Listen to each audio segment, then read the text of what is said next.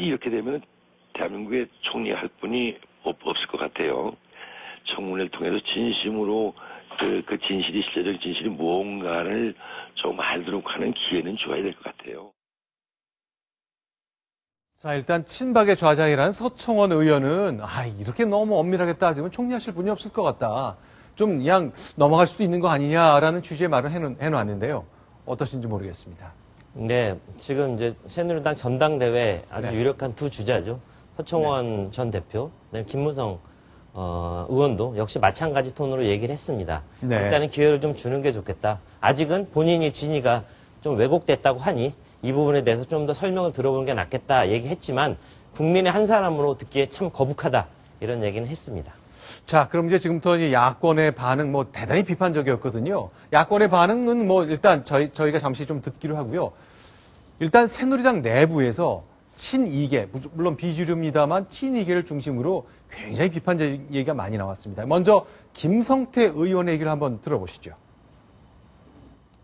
일본의 아베 신조 총리가 그런 얘기를 했다고 해도 규탄해야 할 문제일 텐데 그게 아니라 우리나라의 총리 후보, 그것도 최고의 지성이라고 할 수 있는 언론인 출신 서울대 교수라는 분이 이런 역사인식을 가졌다는 사실이 놀랍고 황당할 따름입니다. 자, 일단 비주류인 친이계에서 이제 이재호 의원도 그렇고 김성태 의원도 그렇고 대단히 비판적으로 내놨어요. 네, 그렇죠. 굉장히 강한 어조로 비판이 나왔고요. 오늘 그 새누리당 의원총회에서도요, 저런 얘기가 나왔습니다. 정문원 의원이 그러니까 비공개 전환한 다음에 해야 될 얘기를 미리 공개된 자리에서 얘기했는데요.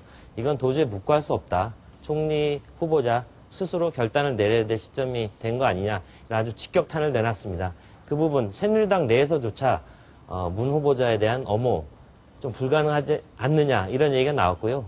결과적으로는 또 새누리당 초선 의원 6명들이 공개적으로 성명서를 냈습니다. 성명서를 내서 문 후보자 적절하지 않다, 사과하고 자진 사퇴하는 게 좋다고 얘기했는데요. 이 6명이라는 숫자가 굉장히 중요한 게요. 지금 새누리당 의석은 149명입니다. 총리 후보자는 결국 총리가 되기 위해서는 국회 본회의에서 표결 절차를 거쳐야 되는데요. 출석 의원의 과반수가 찬성을 해야 됩니다. 지금 새누리당 6명이 만약에 이탈할 경우에 물리적으로도 문 후보자 통과하기 어려울 수도 있다. 이런 전망 나오고 있습니다. 사실 문 후보자의 이런 말들, 식민지 지배라든지 위안부 관련 그 말들은요. 일본 정부가 할 때마다 우리의 외교부 대변인이 반박하고 자성하라고 했던 말들이에요. 아무리 문 후보자가 그게 교위에서 특강을 통해서 한 것이라고 할지라도 사실 국민들이 듣기에는 대단히 거북한 말들이다. 이렇게 말씀드릴 수밖에 없어요. 자, 그럼 새정치민주연합 야당의 반응 들어보나 마나란 분들이 많이 있습니다만 참 뼈아픈 얘기들이 많이 나왔습니다. 박광원 대변인 얘기인데요. 이렇게 얘기를 했습니다. 일본 극우 역사 교과서보다 더 반역사적이고 반민족적인 내용입니다. 건국 이래 최대 인사 참사로 규정합니다. 자, 어떻습니까? 자, 일단 6명 의원들이 사퇴하라고 회견을 했다는 얘기는 표결까지 가면 그분들은 반대표를 던질 가능성이 높잖아요. 그렇죠. 쉽지 않다는 얘기네요. 네. 알겠습니다. 일단 아베 총리가 한 줄 알았다라는 말에 대해서 도대체 어떤 설명을 내놓을지 모르겠습니다만 아까 하태원 차장이 얘기하신 것처럼 뭔가 조치가 좀 분명히 나오긴 나와야 되겠네요. 그런데 청와대는요. 청와대는 오늘 대체로 입을 닫았습니까? 청와대는 굉장히 외부적으로 비치는 모습은 평온해 보이지만 오늘 인사 발표도 있고 굉장히 바쁘지 않았습니까? 수석들. 그렇기 때문에 굉장히 정중동의 모양새가 보였지만 속으로는 굉장히 내부적으로는 굉장히 당황스러워했다고 합니다.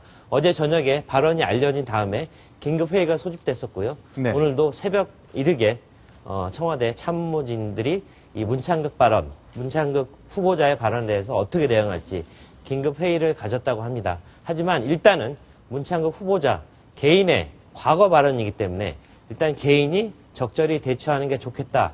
이런 스탠스를 가지고 있는 것으로 보이고요. 대통령도 상당히 고심 깊어지고 있다고 합니다.